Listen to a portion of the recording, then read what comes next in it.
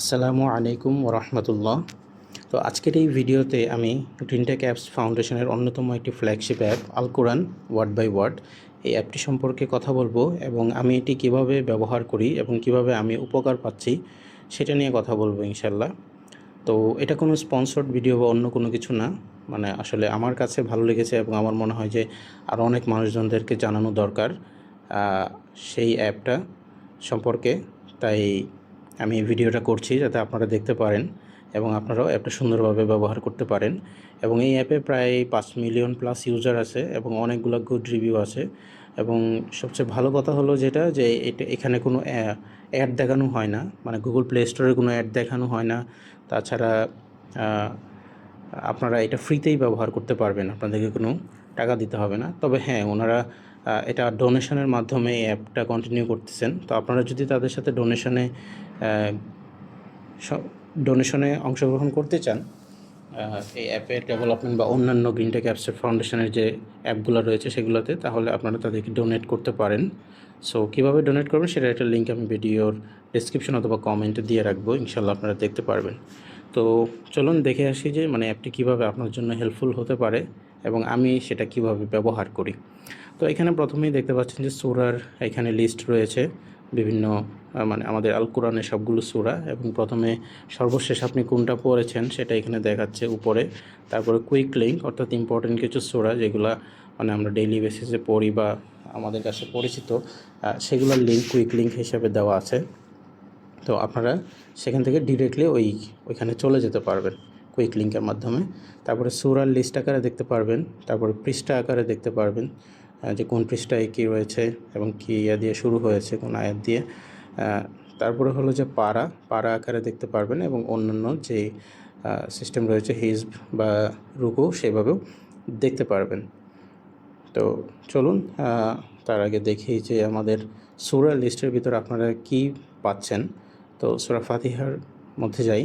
তো এখানে আপনারা দেখতে পাচ্ছেন যে আরবি আয়াত দেখতে পাচ্ছেন, তারপরে হলো যে বাংলা তাফসির এবং বাংলা অনুবাদ দুটি রয়েছে। এবং সেটা কিভাবে করা যায়, আপনারা যে ডান পাশের কর্নারে ক্লিক করলে এখানে আপনারা দেখতে পারবেন যে কন্টেন্ট আপনি কি দেখতে চান, আরবি দেখতে চান, তাফসির দেখতে চান, তাজবিদও দেখতে চান, শব্দে শব্দে অনুবাদও দেখতে চান। তো চাইলে সবগুলো ওপেন করে রাখতে পারেন, অথবা যদি আপনি আপনার মতো করে যদি মনে করেন যে শুধু আরবি দেখবেন তাহলে শুধু আরবি চুজ করে রাখেন, ঠিক আছে। তো এবং অনুবাদ কিভাবে সিলেক্ট করবেন, এখানে বিভিন্ন অনুবাদ রয়েছে, বিভিন্ন ভাষার রয়েছে এবং অনেক ধরনের অনুবাদ রয়েছে। সো আপনারা আপনাদের যেটা প্রেফারেবল সেটা ব্যবহার করতে পারেন, এখান থেকে ডাউনলোড করে নিয়ে চুজ করতে পারেন। চাইলে আপনারা একাধিক অনুবাদও দেখতে পারেন, যে বাংলা ইংলিশ সেভাবেও দেখতে পারেন, ঠিক আছে। তো আমি সাধারণত হলো যে বাংলাটা দেখি, বাংলা বয়ান ফাউন্ডেশনের, অর্থাৎ এখানে দেখা যাচ্ছে যে আমি যেটা বলেছিলাম একাধিক একসাথে দেখা যায়। সো এটা আমার এখানে সম্ভবত ডাউনলোড করা নেই, সেজন্য দেখাচ্ছে না। তো চলুন একটা দেখা আসা যাক, যে একটা ইংলিশ ডাউনলোড করি।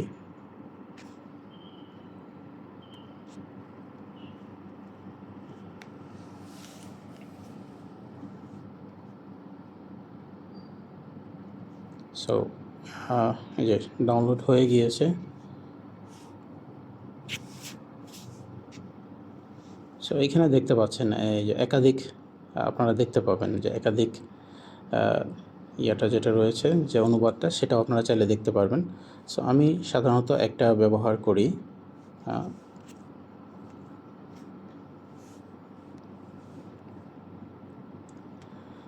তারপরে আপনারা তাফসির দেখতে পারবেন, আপনাদের যে পছন্দের তাফসির রয়েছে সেটা এখান থেকে ডাউনলোড করে নিতে পারবেন।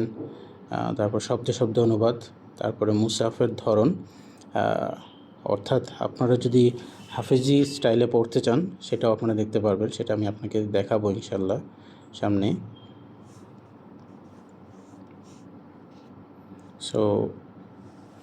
তো এটা ছিল যে আল কোরআন এবং আরবিটা, বাংলাটা এবং তাফসিরের কীভাবে আপনারা দেখবেন সেটা।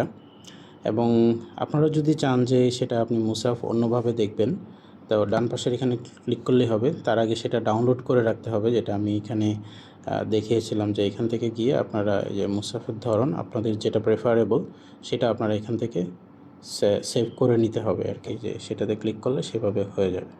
তো আমি এটা পছন্দ করি, তাই আমি এটাকে চুজ করে রাখছি। তো চুজ করার পরে এটা সেভ করে দিলাম আর কি।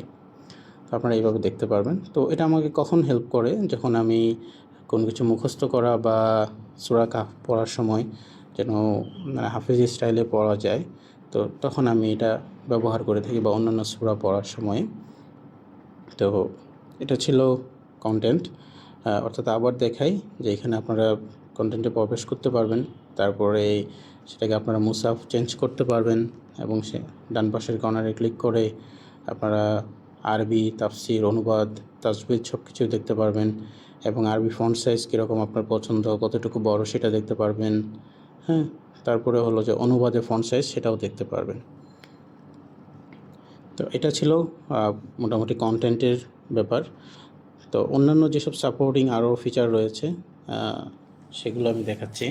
যে এখানে অটো স্ক্রল অপশন আছে, যে আপনি যদি চান যে আপনি নিজে ম্যানুয়ালি স্ক্রল করবেন না, অটোমেটিক্যালি স্ক্রল হবে, তো সেটাও আপনি পারবেন। তো অটো স্ক্রল হতে থাকবে এবং আপনি সে অনুযায়ী দেখতে থাকবেন, পড়তে থাকবেন এবং দেখতে থাকবেন। তারপরে আরেকটা যেটা ফিচার আমার জন্য খুবই মানে গুরুত্বপূর্ণ এবং আমার কাছে খুবই ইম্পর্টেন্ট মনে হয়, যেমন লাইব্রেরি, আপনারা বিভিন্ন সংকলন বানিয়ে রাখতে পারবেন, সেটার আন্ডারে বিভিন্ন অ্যাপকে আপনারা এখানে করতে পারবেন, লিস্ট করে রাখতে পারবেন। যেমন এখানে আমি একটা করেছি, এখান থেকে গিয়ে সরাসরি চলে যাওয়া যাচ্ছে। তো সেটা কিভাবে করবেন, যে যেখানে আপনারা আছেন সেখানে, অর্থাৎ এই অ্যাপটা যদি আমি এই অ্যাপটা যদি অ্যাড করতে চাই, তাহলে এখানে 3 ডটে ক্লিক করলে এখানে বিভিন্ন অপশান আসবে। হ্যাঁ, যে বুকমার্ক করুন, বুকমার্ক করলে দেখা গেল যে আমি সেটা এখানে বুকমার্ক করে রাখলাম। ঠিক আছে, তো এরকমভাবে বুকমার্ক করে রাখা যাবে, অথবা আপনারা চাইলে এখানে ক্লিক করে এটার অন্যান্য জিনিস দেখতে পারবেন। এখানে নোট অ্যাড করে রাখতে পারবেন, আপনারা যদি চান যে নোট অ্যাড করবেন এই কোনো কিছুর জন্য, যেমন তাফসিরে আপনারা শুনতেছেন যে এটা সম্পর্কে হুজুর ইম্পর্টেন্ট কিছু বলতেছেন, কোথাও কোনো বক্তা বলতেছেন, তাহলে আপনারা এখানে চাইলে সেভ করে রাখতে পারবেন, এবং পরবর্তীতে সেটা আপনারা এই লাইব্রেরির মধ্যে এসে যে নোটের অংশে সেখানে দেখতে পারবেন আপনারা কি কোথায় নোট করেছেন। চাইলে কোনো আয়াত পিন করে রাখতে পারবেন। তো এই সংকলনগুলো আমি বিভিন্ন সংকলন এখানে রেডি করে রেখেছি, যা আমি আমার মতো করে রেখেছি সেটা। তারপরে রয়েছে প্ল্যানার। তো প্ল্যানার অপশনটা হলো যে আপনি কোনো নির্দিষ্ট সংখ্যক পৃষ্ঠা পড়তে চাচ্ছেন এতদিনের মধ্যে, বা মুখস্থ করতে চাচ্ছেন, তো সেই অনুযায়ী আপনি একটা প্ল্যান রেডি করে রাখতে পারবেন। সো এবং আপনাকে আপনার প্রোগ্রেস দেখাবে যে আপনি কতটুকু পিছনে আছেন। সো এটা আপনারা নিজেরাই বুঝতে পারবেন যদি এখানে প্রবেশ করেন। তো এইটা ছিল মোটামুটি অ্যাপের সম্পর্কে বিস্তারিত, এবং এখানে আরও রয়েছে বিভিন্ন বিষয়ভিত্তিক আয়াত রয়েছে, আপনারা সেখান থেকে সেটা দেখতে পারবেন। ঠিক আছে, তো সবচেয়ে আরও একটি ইম্পর্ট্যান্ট ফিচার যেটা আমার কাছে মনে হয়েছে, যে ওদের যে প্রোফাইল সেকশন, অর্থাৎ চাইলে আপনি আপনার ইমেল দিয়ে লগ ইন করে রাখতে পারবেন, এবং খুব সাম্প্রতিক সময়ে এই ফিচারটা আমাকে হেল্প করেছে। তো আপনারা যেটা দেখলেন যে আমি বিভিন্ন লাইব্রেরিতে বিভিন্ন যেগুলো অ্যাড করে রেখেছিলাম, সেগুলো আসলে অনেক দিন ধরেই আমার এগুলো অ্যাড করে রাখা বিভিন্ন সময়ে। তো রিসেন্টলি আমার আগের মোবাইলটা নষ্ট হয়ে যায়, তো তখন আমি একটু চিন্তিত হয়ে যাই। বাট যখন অ্যাপটা আবার আমি নতুন মোবাইল ইনস্টল করে এবং লগ ইন করি, তখন দেখি যে আমার আগের সব হিস্ট্রি চলে আসছে, যার ফলে আমার জন্য আরও ট্র্যাক রাখাটা সুবিধা হচ্ছে।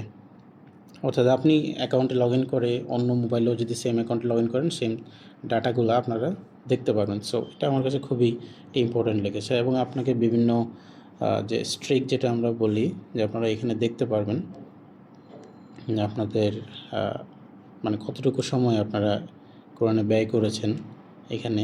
অর্থাৎ বর্তমানে হলো স্ট্রিক, অর্থাৎ 3 দিন পড়েছেন, তারপরে 30 মিনিট পড়া হয়েছে। ঠিক আছে, তো এই জিনিসটা দেখতে পারবেন, এবং আপনাদের যদি কোনো কারেকশন বা কোনো ভুল ধরা পড়ে আপনাদের পড়ার সময়, সেটাও চাইলে আপনারা তাদেরকে ফিডব্যাক শেয়ার করতে পারবেন। ফিডব্যাক শেয়ার করে তাদেরকে জানাতে পারবেন। এবং আমি যেটা আপনাদেরকে দেখালাম যে এখানে লাইব্রেরির মধ্যে আমার কারেকশন নামে একটা আছে।